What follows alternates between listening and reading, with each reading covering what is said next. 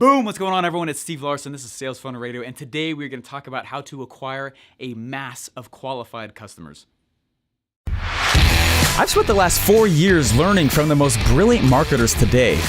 And now I've left my 9-to-5 to take the plunge and build my $1 million business. The real question is, how will I do it without VC funding or debt, completely from scratch? This podcast is here to give you the answer. Join me and follow along as I learn, apply, and share marketing strategies to grow my online business using only today's best internet sales funnels. My name is Steve Larsen, and welcome to Sales Funnel Radio.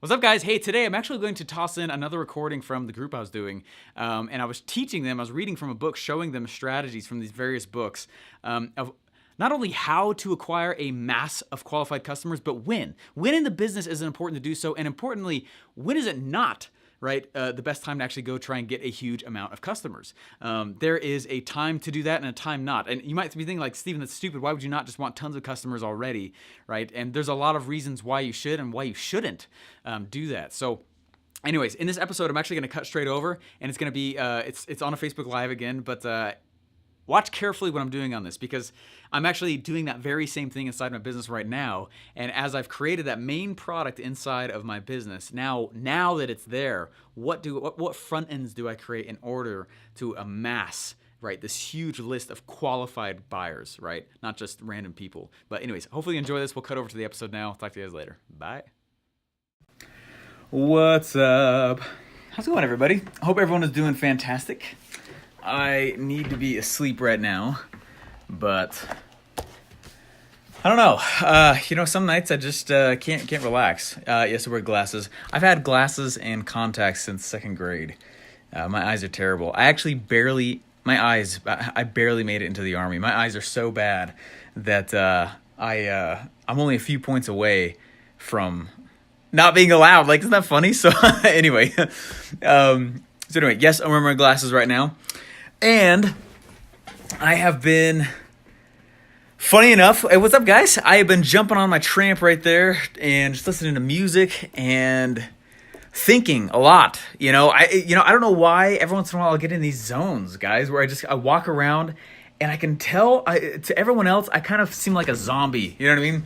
And my head's just spinning, going through tons and tons of scenarios, and it's fun. Absolutely love it. It's like a beautiful mind, just like all over the place. And I wanted to share a lesson with you guys real quick, because it's actually something that I'm doing right now. Something that I taught, though, a solid 6-7 months ago. And it's interesting what's happened, okay? What's up, guys? How's it going, Ross? I like your glasses, the real you. Yeah, right. I cannot wait to get LASIK. You know what's funny is, so I had a buddy about 10 years ago, and he'd always walk up to me and he'd be like, he's actually one of the reasons why I started like making fun of myself on stage for having giant eyeballs. I'm sure you guys, I don't know if you guys have been on stage, or I've been in the audience while I've been on stage, but I'm kind of a high energy dude, right? And I'll make fun of like, who's this guy with giant eyeballs? Anyways, he would walk up to me and he goes, "What's up, Larsen?" And he had huge buck teeth. He had huge teeth. And so I go, "Oh, nothing. What's up, bro, Chacho?" And anyway, so I was at the eye doctor a little while ago, and he told me that I have clinically large eyeballs. I was like, "Oh, it's not like you can do anything about it. Thanks for making me self-conscious the rest of my life." Hey, guys, what I want to do, though, is I want to share with you guys something, though, that is something that you guys need to understand. Okay, we talk about all the time about going at the core of the value ladder, right? That is the place where you start your products, okay? You start your business at the core of the actual value ladder. And the reason why is because everything else kind of spiders out from there. And what I want to do is I want to tell you why, okay? I want to tell you why everything spiders away from the core of the value ladder. Now, does it have to do with create the back ends? The market's going to tell you what to do, all that kind of stuff. Yes. But the reason why you actually do, though, another big reason has to do with one of the principles from the book Ready, Fire, Aim. I was flying back home from speaking at an event in January, and I was flying home, and I ended up doing a few Facebook Lives in the airport on the way back home, and one of them was about this very principle right here. And it has more to do with some of the cash flow and the way the cash actually moves inside of the business, okay? I was talking to somebody. I had a customer who was frustrated, okay? And a little while ago, a customer was frustrated, and she came up to me and she said, hey, do I really need to go create products? Do I really need to go make... Anyway, she was being whiny, okay? She was being whiny. And what I said to her is like, look, a customer is purchased regardless. You will buy a customer whether or not you want to, right? There's a cost to it. I look weird looking at these glasses, so I'm going to take them off. Okay. But you purchase a customer regardless, okay? Right? Most of the time when you think of, right, average cart value and cost to acquire, those are the only two numbers that we really care about in a marketing funnel. However, cost to acquire, we typically always assume means money. It actually can mean time, though, as well. And so what I want to do real quick is I want to talk real fast about the realities of what it actually means to acquire a customer and when it is best to go and let me step back. There's a thought. I keep trying to get it out for you guys, okay, so you understand what I'm trying to go for. They were probing. They're like, Steven, why has your funnel not hit past $1 million already? And I said, it's because it's not scalable yet. And they're like, what do you mean? I was like, well, and there's a podcast episode coming out about this soon, okay? I out-revenued the systems in my business. Does that make sense? My revenue was growing faster than the business. There was a company that I was building funnels for. This has happened multiple times where we build a funnel. It's a freaking awesome funnel. We put it out there. We launch it. Day number 1, they're excited. They're like, oh my gosh, this is so cool. Look at all these sales coming in. Day number 2, they're like, wow, that's a lot of sales. And then day number 3, they're like, turn it off. You're going to bankrupt us. And I remember the first time that ever happened to me, this is well before I ever worked for ClickFunnels. And this company was like, I almost bankrupted them. And I was like, what? That doesn't make any sense. Like, why? I've never met anyone ever who wants less sales. And I did not understand that until later on when I was working for ClickFunnels and I was sitting next to Russell and I was doing all this stuff. And he and I were building a funnel for FiberFix. And the exact same thing happened. We basically 2.5, 3x to their revenue in like a couple days. It was like, bam, like really fast. Day number 1, wow. Day number 2, whoa. Day number 3 was like, stop, turn it off or you were going to bankrupt us. And I was like, that's so weird. And I don't know why, but until that time, I mean, I knew that funnels weren't businesses. A funnel is not a business, right? Funnels are not businesses. A funnel was a way to sell stuff, right? And I am a master at the funnel build side. However, I know I'm not a master at the building the business side, right? I've had to learn that stuff as I go because my revenue was outpacing my business, okay? So let's go back, okay? Let's think about this. When we think about cost to acquires, right? There's multiple costs to acquire. There's a cost to acquire as far as money goes. There's a cost to acquire as far as time goes, right? If you're not willing to pay ads to acquire a customer, you're going to pay with your time, okay? Right. And those things that I do, I'll go do that with my podcast, right? That's one way I'm purchasing a customer with my time. I don't like doing methods where I have to do the same strategy over and over and over again. Meaning I'm not good as the guy who's like going to spend time doing the same pitch to tons of people. I'd rather do the pitch one time and automate it through funnels, right? Leverage my time that way, right? So while there's cost to acquire as far as money, there's cost to acquire as far as time, there's also cost to acquire as far as your business goes and the tax that it causes on the actual structure that you've built. And if you don't have a structure, right? If every single support ticket is different, you handle a support ticket differently every single time. If you handle, if you handle a customer complaint, you handle every time somebody purchases from you, if it's a different scenario every single time, you're going to die. Like, right? And that's part of the stuff that I was running into the first 3 months of this year, selling, did over 200 grand real fast, bam, real quick.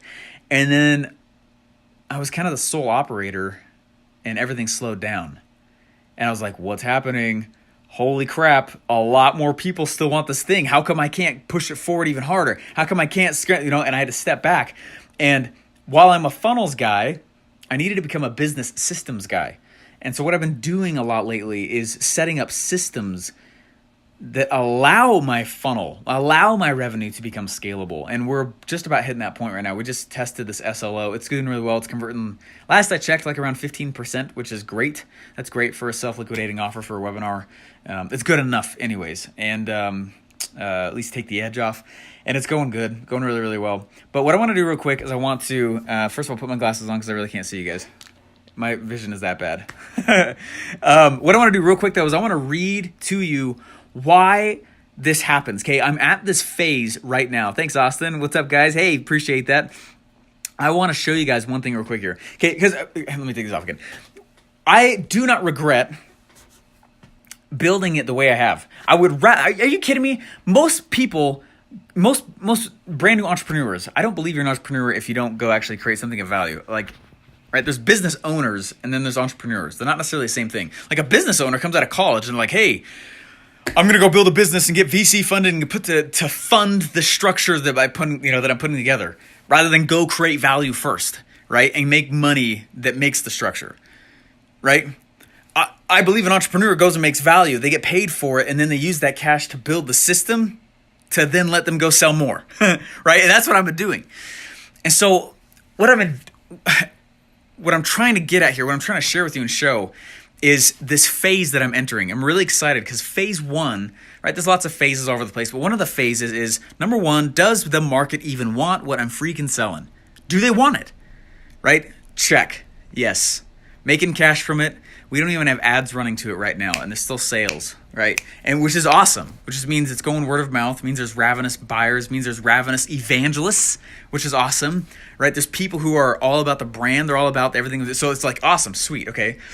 So is it selling? Yes. Is the market telling me they want it? Yes, they are. Okay.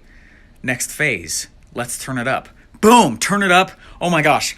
Business structure can't handle it. Too many support tickets. Too many things coming in. I'm the sole operator. Oh my gosh, I am drowning and I am now working in the business instead of on it. I need to turn down my revenue and then go turn up my systems and get those in place. Does that make sense? So that's what I've been doing. But now I'm about to enter this other phase. And it's part of the reason why I'm doing affiliate outreach. Okay? Because I want to share with you why I'm steering the ship the way that I am. Is this cool? First of all, I hope this is cool. That's what I mean, like, when I invited you guys to this group, like the deep, dark secrets of Steven's mind. Like, the stuff that just rocks through my brain. And I'm just connection. So I'm linking together several different books right now. And what I want to do is read a section here to you guys from Ready, Fire, Aim and tell you why I'm doing what I'm doing. And, anyway, you guys ready? Whoa. Okay, here come the glasses. Thought you were going to put on the aviators when you said you were going to put on glasses. Oh, no, actual glasses. I think my vision is like, it's like negative 6.5 or something like that. I mean, it's really bad. I think 7.5 was like the army cutoff, and I barely made it. I cannot wait to get LASIK. It will be a life-changing event. I mean, I'm so blind. My hand is in focus finally when it's about right here. Barely. Isn't that nuts? Anyway, so I'm actually quite blind. Anyway. And no, it's not because of all the computer screens. I started when I was in second grade. Okay, here we go. Okay, this is a chapter here from Ready, Fire, Aim. This is in the, wow, that makes me look like a ghost. I got these new LED light bulbs. They're cool, but that makes me look like I am whiter than I even am. Okay, here we go. Okay, this is on page 118 of Ready, Fire, Aim. Fantastic book. The first section, if you've not read it, I recommend it completely. The first section is dedicated to the systems and systems on the marketing side and even on the business side that you need to put in place to go from 0 to $1 million. The second part of the book is 1 to 10. The next part of the book is 10 to 100, or 10 to 50, I think, and then it goes beyond that. So I only read the first part because that's all I care about with this funnel right now, okay? And while I have that 2 Comic Club award, it was with Russell, and I want my own, right? So that's why I'm documenting my journey along the way. What's the approximate date to go live affiliate outreach training? I'm using Trello like crazy now, so Trello can tell me, which is awesome. But most likely, I'm trying to do it by next Friday. Let's see if that happens. Anyway, okay, let me read this here. Okay, this is, can I flip the screen? Oh, what's up? I can't flip the screen. Nectar pie. Okay, here we go. Check this out. Okay, 118. This is how I read books, and this is the reason why it takes me like 3 months to read a book if I'm being active about it. All right, so here it is. Check this out, okay? Okay. Right where my thumb is. So although your primary focus should always be on customer service, your quantifiable goal as a stage one entrepreneur should be to acquire as fast as possible what we call a critical mass of qualified customers. The number of loyal customers you need in order to make all or most all your subsequent selling transactions profitable. English. What does that mean? Okay, let me read it again real quick, and then we're going to dive into this, okay? Although your primary focus should be customer service, you need to acquire as fast as possible a critical mass of qualified customers, the number of people in order to make all of your transactions profitable. Okay, let me keep going here. Okay. Once you have a good number of qualified customers, okay, you'll be in a really good position where almost every new product you come out with will be successful because so many of your existing customers will buy it. Does this make sense? Follow me here, okay? Follow me, okay? Let me keep going.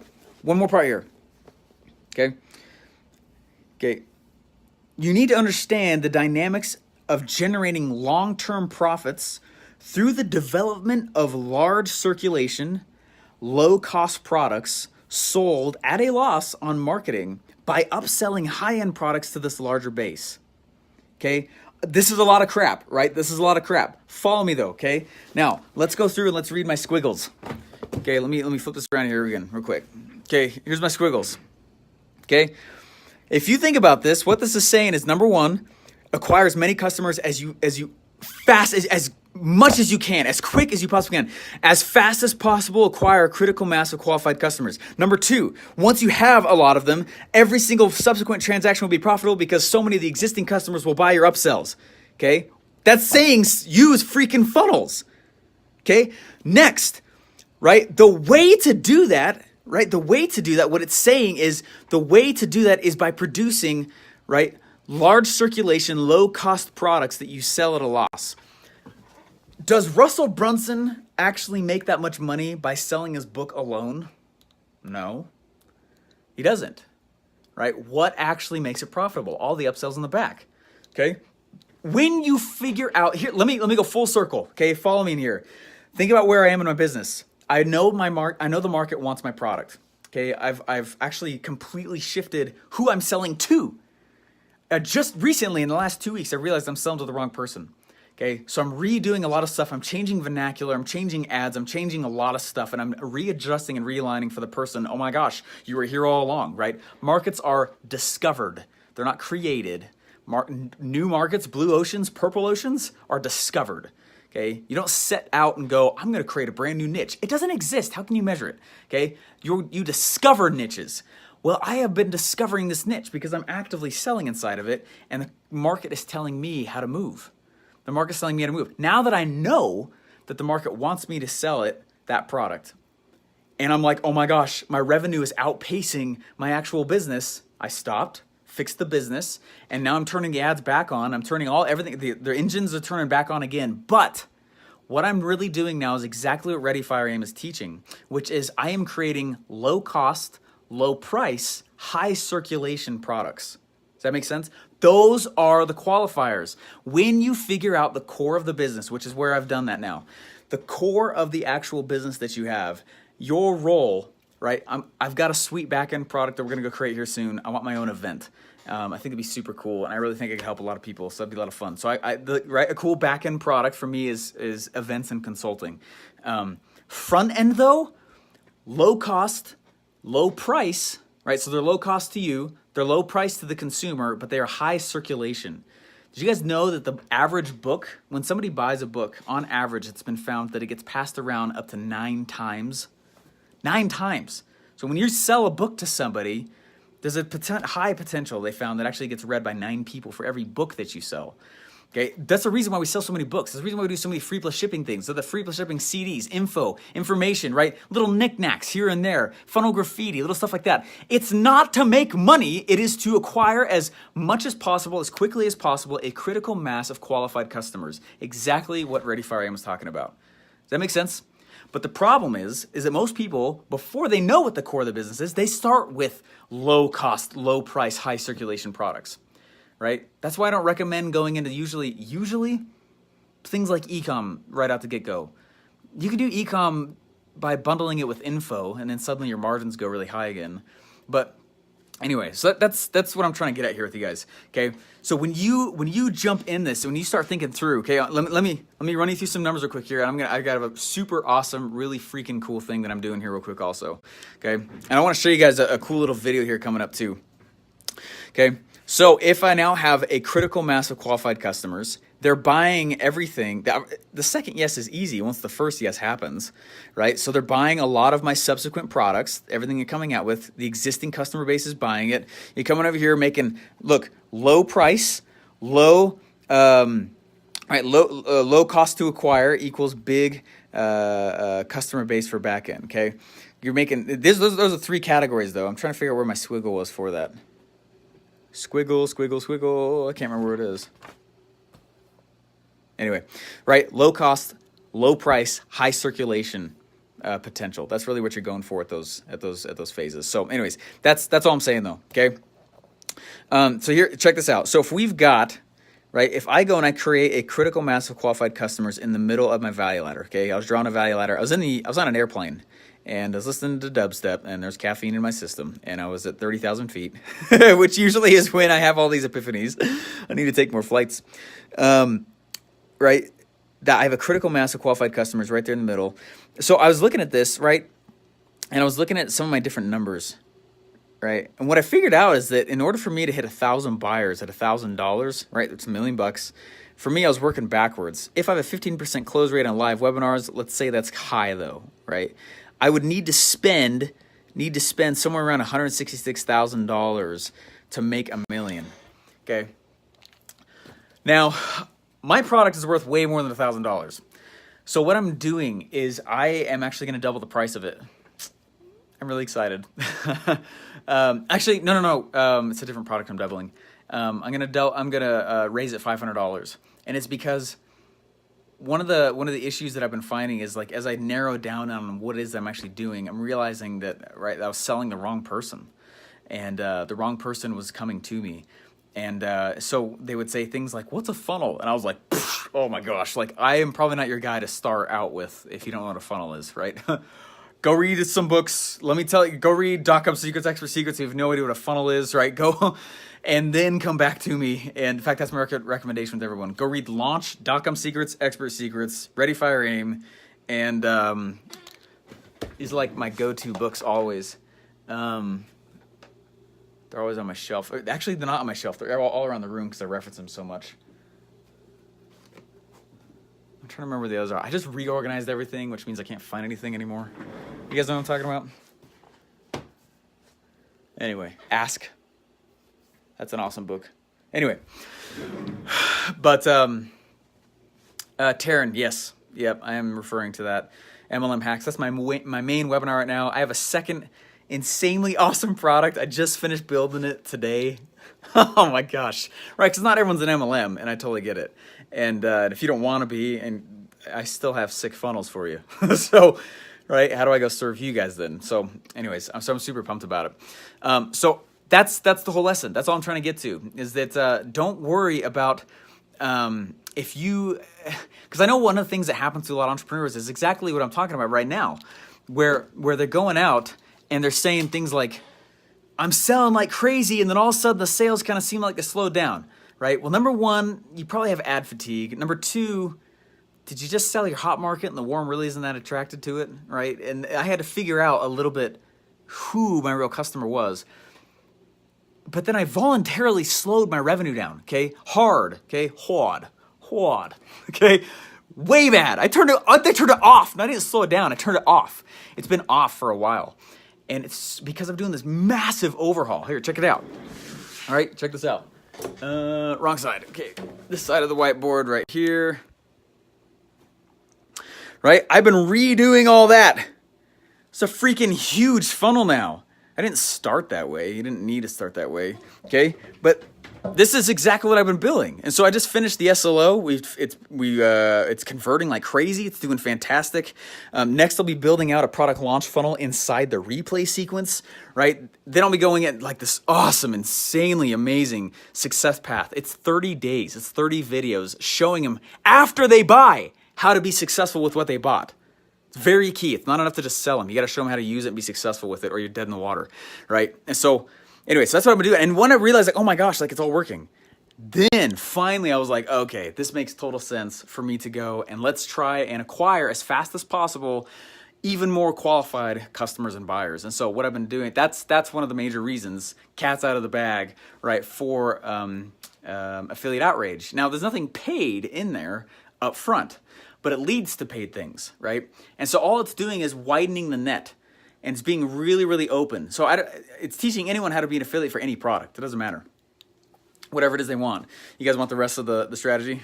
Yeah. Everyone say, yeah. You got to give me the, yeah, like that. Everyone was making fun of me on 2 Comic Club coaching stage because I guess I do a lot of sound effects. I didn't know that. You guys ready for it? Okay, check this out, right? If you listen to my podcast, you know that the only 2 things on my calendar is, yeah, that's right, Christopher, yeah. Yeah, what's up, Kenny? Yeah. Okay. You guys know the only thing is, Jeffrey, how you doing? The only things on my calendar, right, is events and launch dates, right? And so I've got right, Affiliate Outrage. Then I'm gonna go through, and I think it should be around this time.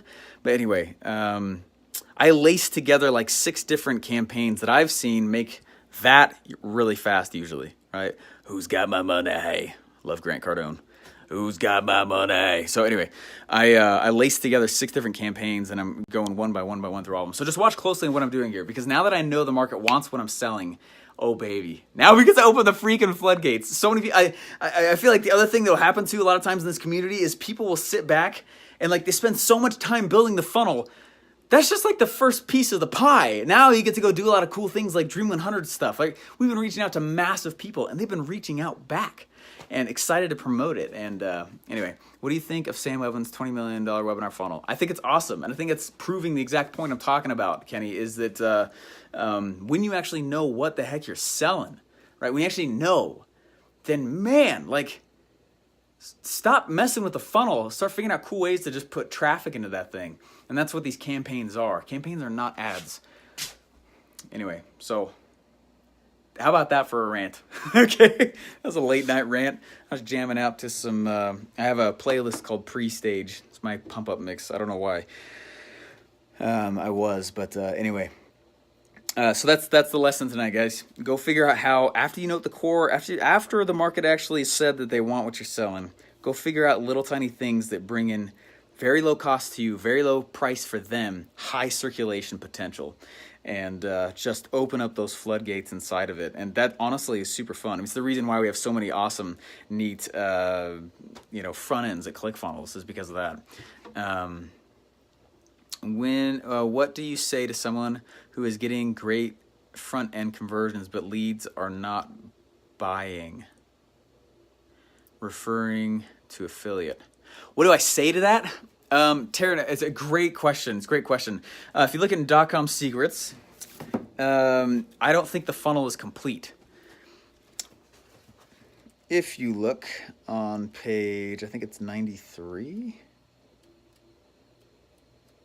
I don't remember. I'm not going to take the time. Anyways, one of the 7 phases of a funnel is, it sounds like you're qualifying the subscriber, which you need to, but you also need to qualify a buyer. That's the very next step. That's step number 4 of the 7 steps, I think.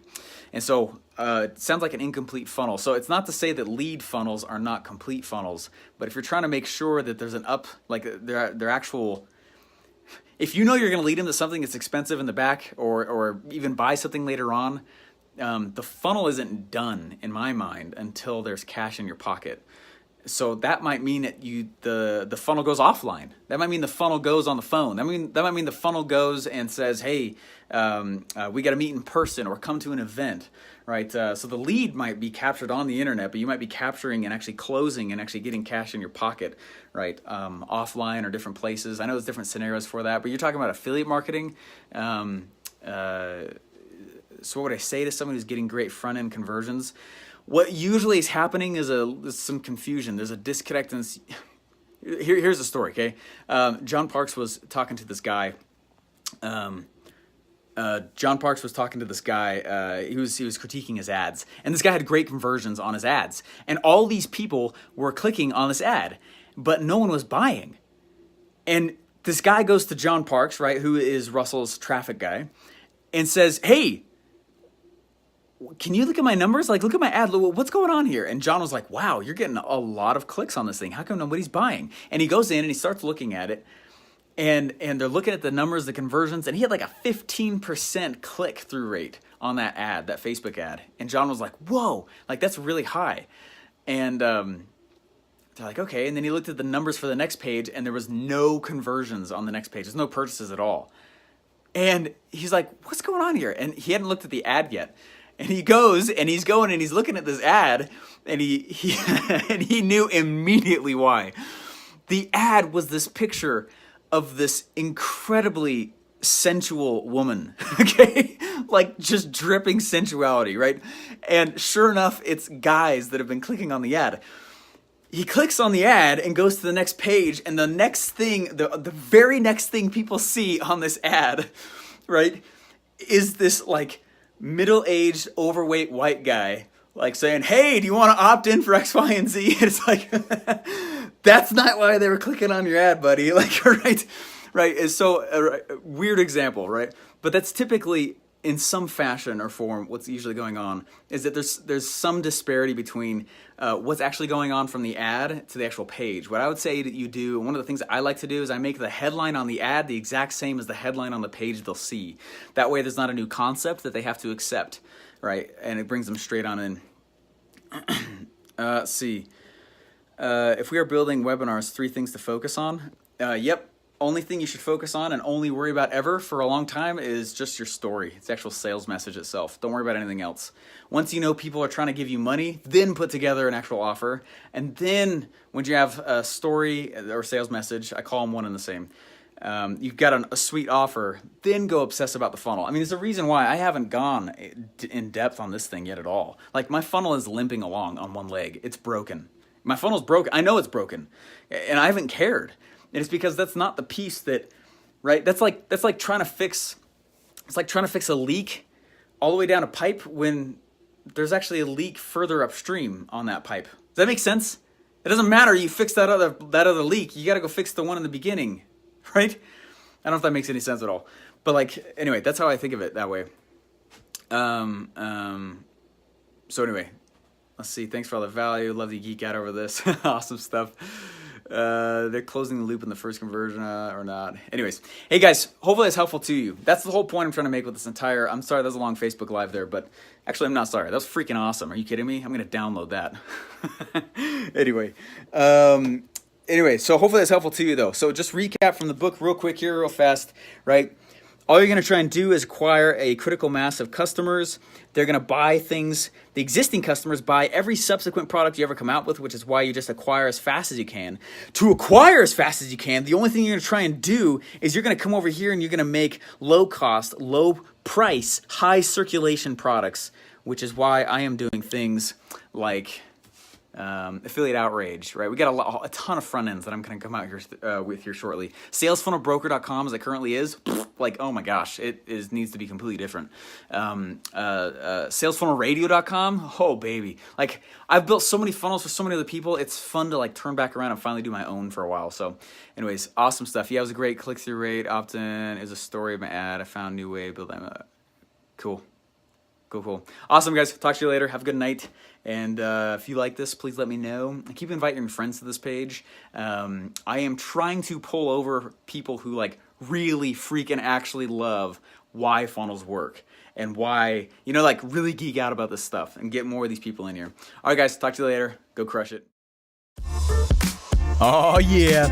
Hey, wish you could geek out with other real funnel builders and even ask questions while I build funnels live? Oh, wish granted. Watch and learn funnel building as I document my process in my funnel strategy group.